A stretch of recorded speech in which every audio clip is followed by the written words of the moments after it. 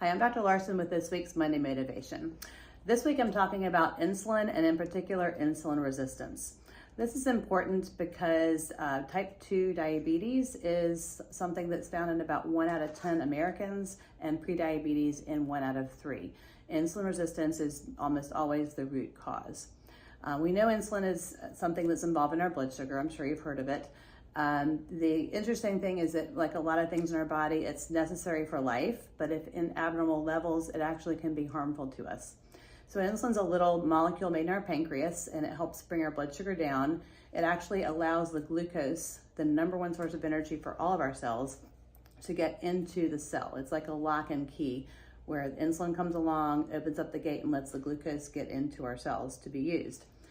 Insulin resistance occurs when the insulin's not working, so the lock and key is not working.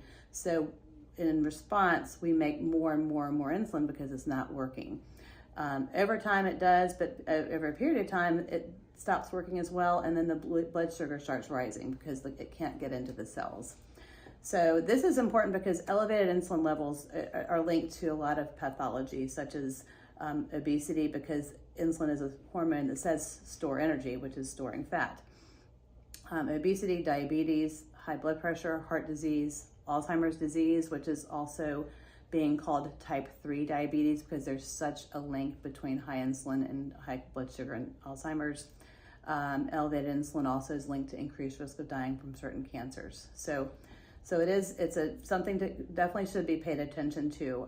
There really aren't any symptoms of high insulin per se, like if you had high blood sugar or really low blood sugar, you would feel it.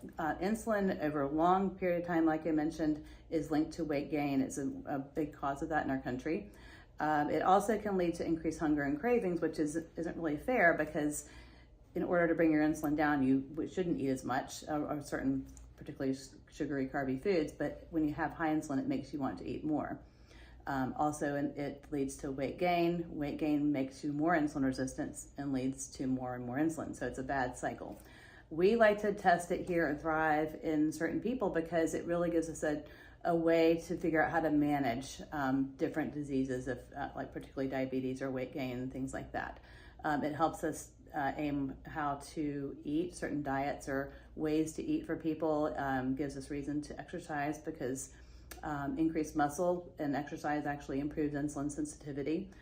Better sleep improves insulin sensitivity, and then the whole idea of a lower carb, lower sugar diet also helps lower insulin levels. So in general, it's not needed for everybody, but if you want to talk to your doctor about whether you have a risk factor or why it should be checked, if you have a strong family history of diabetes, if you have weight gain that's unexplained, things like that, certainly get it checked. It definitely could be helpful in aiming how to manage your lifestyle. So that's it for today. I hope you have a great week ahead.